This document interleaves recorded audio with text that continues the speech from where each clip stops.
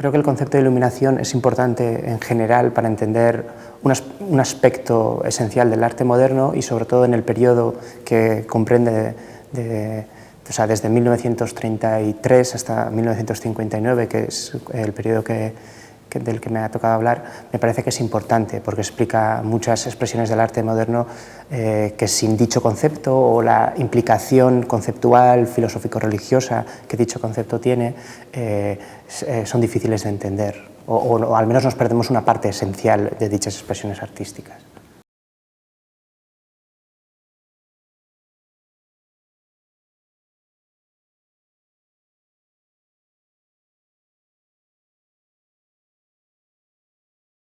Hombre, yo creo que a finales del siglo XIX, principios del siglo XX, hay una ruptura radical con todo aquello que anteriormente valía en todos los ámbitos del conocimiento humano, de la cultura, del arte.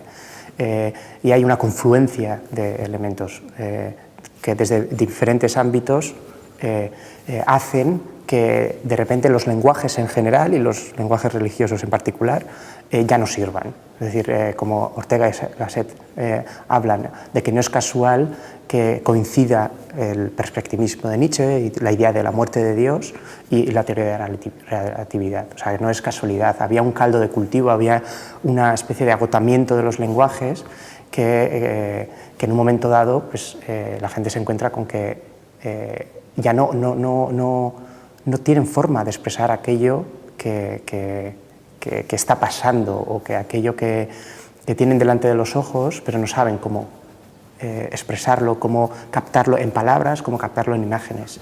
Y yo creo que es esencial poner el acento en este cambio. Y yo creo que el arte moderno es consecuencia de estos procesos. Quizá no todo, no se puede generalizar porque son también procesos muy divergentes entre ellos en algunos casos, pero ¿cómo entender que de repente haya una ruptura tan radical con parámetros anteriores? Pues entendiendo que la realidad también había cambiado. No la realidad, sino la concepción de la realidad, tanto desde la física como desde la religión.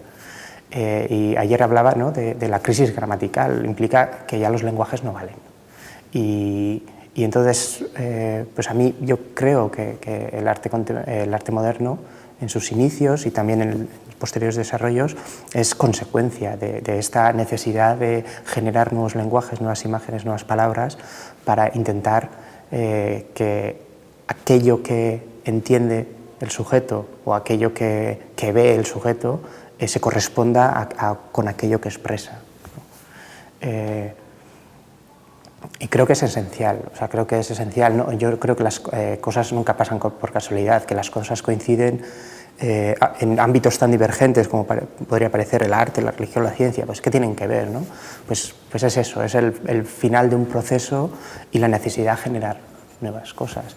Y no sé, si nos fijamos en la gente, digamos, importante que en aquella época contribuyó a generar nuevos discursos, ves que ellos no tenían ningún problema en reconocer que esos ámbitos tan divergentes convergían. Si tú lees los textos de Einstein, por ejemplo, sus reflexiones, él habla de que el arte, la religión y la ciencia son expresiones de una misma necesidad de tener que poner forma y poner palabras a la realidad. Y entonces te das cuenta que a veces esas cosas tan inconexas a priori confluyen en la gente que es capaz de entender estas cosas y construir nuevas propuestas.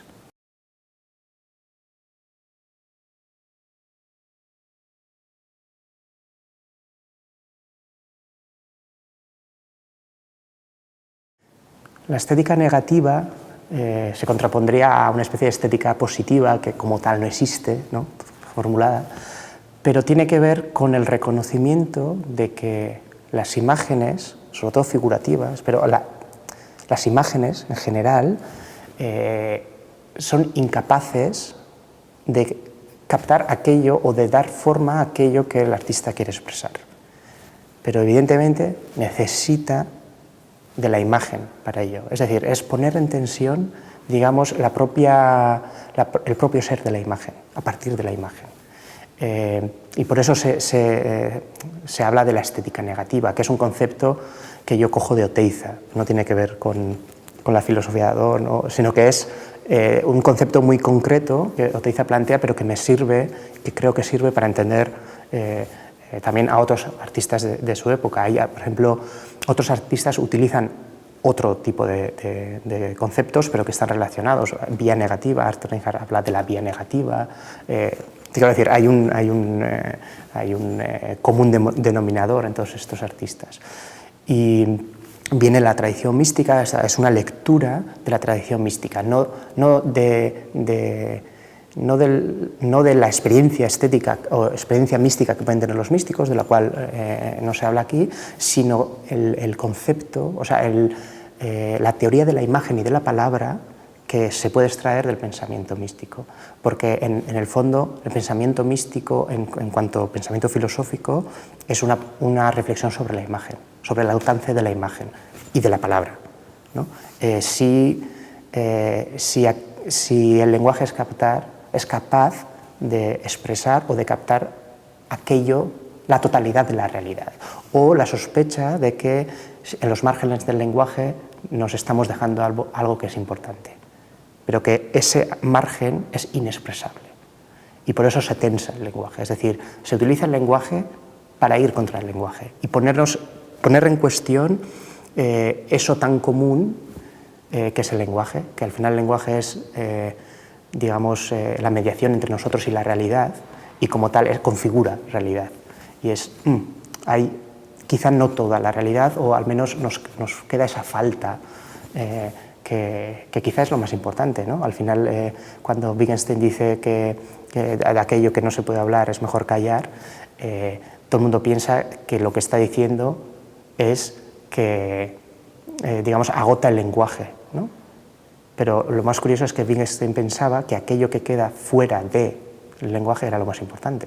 Es decir, hay una carta que Wittgenstein envía a un amigo suyo diciendo que se había entendido mal su tratado, su libro, porque realmente lo que parecía que estaba diciendo era una especie de, digamos, una especie de apología de la filosofía positivista o analítica, pero lo que a él le interesaba realmente es aquello que no se puede decir y que al final del libro, ¿no? Y ese tipo de cosas me parecen interesantes, un poco llevar los lenguajes al límite. Por eso todos los artistas que utilizan este tipo de lenguajes al final llegan a un punto en el cual tienen que abandonar aquello que están haciendo, ¿no? Porque los propios presupuestos de su estética les lleva a llegar a un punto en el decir, bueno, hay que dejarlo o ya no puedo más, ¿no? Eso me parece muy interesante.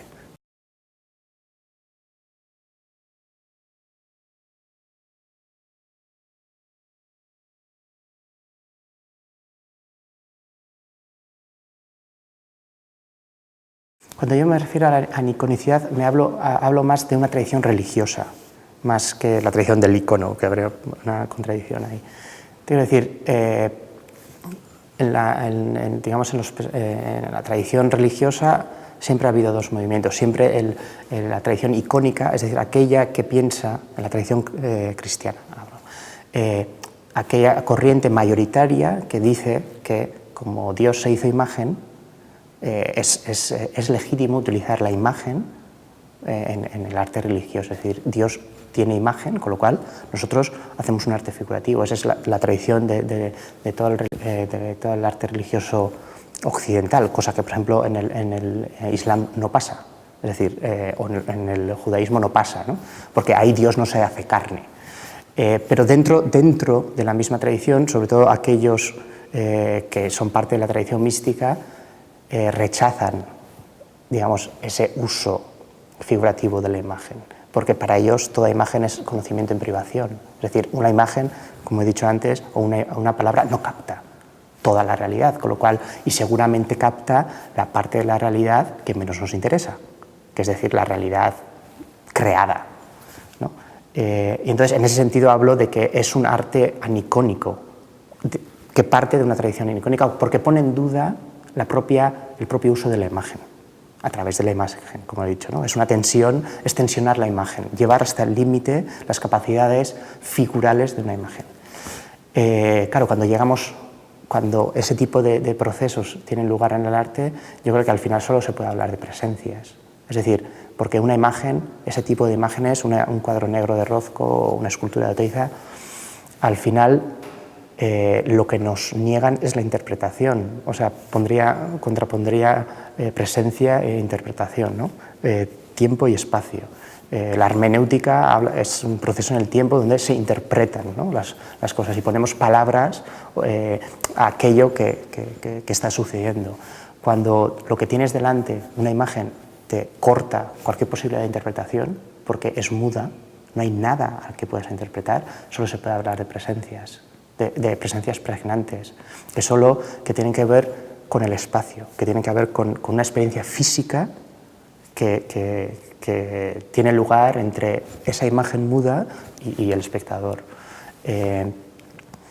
Y me parece que hoy en día es mucho más interesante hablar de presencias en el arte, sobre todo en este tipo de imágenes. Pero yo creo que en general, en todo tipo de imágenes en el arte, se ha primado mucho la cuestión visual y no experiencial, ¿no?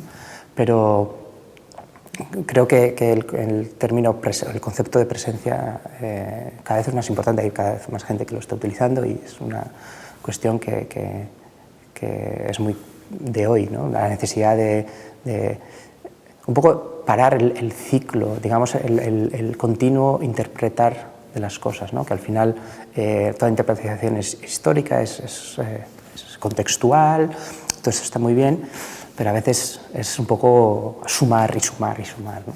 Y por eso me parece interesante también este paralelismo, ¿no? Entre mística, hablar de imágenes místicas o imágenes anicónicas, en el sentido que te he dicho antes, y relacionarlos con la presencia, y imágenes figurativas, relacionarlos con la interpretación, ¿no? Porque una imagen figurativa al final es añadir algo a la realidad, es ir sumando, ¿no?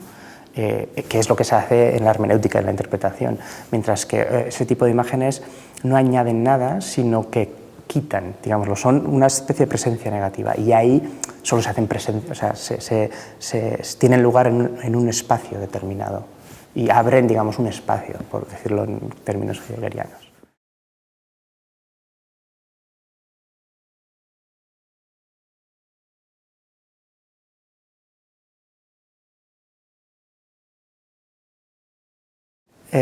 Bueno, la querelle de l'art sacré, como se dice en Francia, es una cuestión, yo creo que interesante y no muy conocida entre los estudiosos del arte.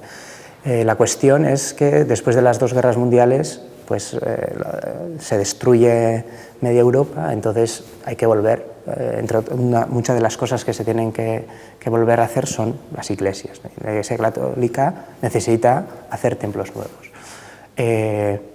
Entonces surge la pregunta, o sea, hacía años, hacía casi siglos, se puede decir, desde el Concilio de Trento, que las decisiones de la Iglesia con respecto al arte religioso habían hecho que el arte religioso se hubiera convertido en una especie de pantoche, una especie de collage sin ningún tipo de gracia, mientras que el arte iba por otro camino. Es decir, la Iglesia es incapaz de aceptar la evolución del arte, porque el arte, también de la sociedad, pero en este caso del arte. Entonces, con contadas excepciones, se puede decir que desde el siglo, sobre todo ya siglo XVIII, siglo XIX, pues el arte de las iglesias pues, es decadente, es absolutamente decadente y no tiene nada que ver con aquello que se está haciendo fuera de las iglesias, el arte que se está haciendo. Entonces, bueno, surge la pregunta, ¿qué tipo de iglesias tenemos que hacer? ¿Qué tipo de arquitectura tenemos que utilizar? Porque hasta entonces, por ejemplo, en el ámbito de la arquitectura se estaba haciendo una arquitectura monumentalista, neomedieval, donde se conjuntaban una estética medieval, que para la Iglesia era la Edad de Oro, ¿no? La Iglesia recordaba la Edad Media como su época de mayor esplendor. Y a pesar de que la sociedad iba por otros lados, ellos seguían repitiendo esta imagen de que se convierte eso, ¿no? En una especie de eclecticismo neomedieval. Claro, entonces se encuentran con el problema. ¿Vamos a hacer esto? O sea, ¿vamos a repetir esto? La mayoría de la Iglesia dice sí, pero hay gente dentro de la Iglesia que piensa que no, porque son, pues, bueno, tienen conocimientos del arte, sobre todo la gente que impulsa estos proyectos pues, era amigo de artistas contemporáneos, estos amigos de Chagall, amigos de Braque, amigos de Juan Gris. Entonces, de repente ellos se dan cuenta de que el arte va por otro lado. Entonces dicen, no, si el barroco, o si el románico, o si el gótico es expresión del arte de su época, o sea, hay una relación directa entre el arte que se hace en esa época y el tipo de iglesias que se hacen, ¿por qué en la modernidad no vamos a utilizar el arte de la modernidad? El problema de la arte de modernidad es que es consecuencia de la separación del arte y la religión, es decir, el arte moderno surge de la mano de los procesos de secularización que abren una barrera, un abismo entre la sociedad y la Iglesia. La Iglesia considera que el arte moderno es un arte ateo, es un arte anticristiano, que es un arte comunista, judeo-masónica, bueno, todo tipo de calificativos, ¿no? Que hoy en día, bueno, nos pueden parecer extraños, pero bueno, había un rechazo frontal al arte moderno, porque muchos en la Iglesia pensaban que el arte moderno era el caballo, la punta de lanza de todo lo demoníaco que ellos veían en la modernidad. Entonces, estos sectores, sobre todo en Francia, de la mano de la revista Art Sacré, dicen que no, dicen que no es así, ¿no? Y que ellos van a hacer iglesias haciendo los encargos a artistas modernos. Y ahí surge la querella, ¿no? Porque hay una reacción brutal, violenta, de parte de la mayoría de los estamentos de la Iglesia, empezando por los papas.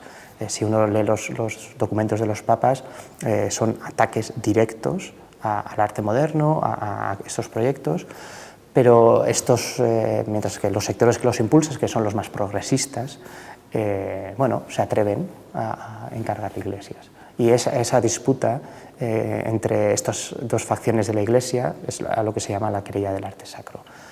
Tenemos que tomar en cuenta que esto al final, esta querella, la querella de si el arte moderno puede ser parte de la Iglesia o puede utilizarse para decorar la Iglesia, es una discusión que es una parte de una discusión mayor. O sea, la Iglesia está a las puertas del Concilio Vaticano II, que es lo que determina la apertura de la Iglesia, y al final el arte moderno, la problemática del arte moderno es una cuestión más de un debate mucho más general que tiene lugar dentro de la Iglesia católica. Lo más interesante que a mí me parece es que también este tipo de proyectos también ponen en cuestión no solo los prejuicios de la gente de la Iglesia, sino también los prejuicios de la gente del mundo del arte. Porque este tipo de proyectos y los artistas que participaron en ellos no solo reciben ataques de parte de la Iglesia, lo cual podría esperarse, sino también de sus propios colegas artistas. Entonces es una especie de puesta en cuestión de muchos prejuicios o de muchos juicios de valor que en ese momento determinan nuestras opiniones sobre el arte.